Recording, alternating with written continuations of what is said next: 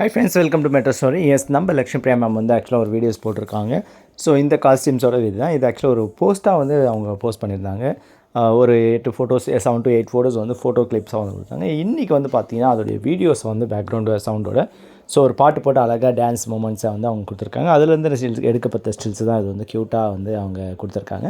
So இதில் வந்து பார்த்திங்கன்னா அந்த போஸ்ட்டோட ஸ்டில்ஸும் அவங்க டான்ஸ் ஆன மூமெண்ட்ஸோட ஸ்டில்ஸும் ரெண்டுமே வந்து ஆட் பண்ணி கொடுத்துருக்கேன்.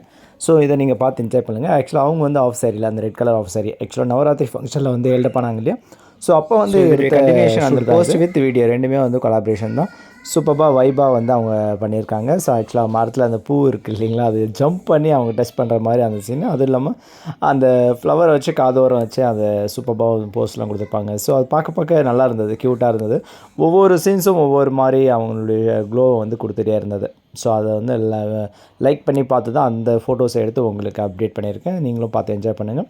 ஸோ ஆக்சுவலாக இது எல்லாம் எடுக்கிறனால என்ன யூஸ் நீங்கள் கேட்டோம்னா நம்ம ஆல்ரெடி வீடியோ சொல்கிற மாதிரி தான். ஸோ இது எல்லாமே அவங்களுடைய ஃப்யூச்சர் பர்பஸ்க்காக மட்டும்தான், சரிங்களா.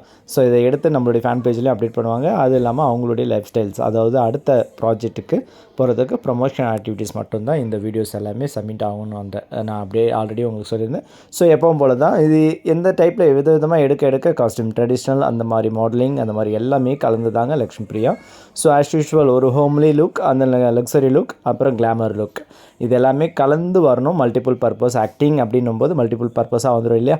ஸோ அதுதான் அவங்களுடைய ப்ரொஃபஷனலே. அதுதான் அதில் எவ்வளோ டே பை டே நம்மளுடைய ஸ்கோப் பண்ண முடியுமோ அது வந்து டிஃப்ரெண்ட் ஷார்ட்டில் வந்து அவங்க கொடுப்பாங்க. ஸோ இந்த ஷார்ட்டு ஒருத்தவங்க ஒவ்வொரு இமேஜஸை வந்து கொடுக்கும்.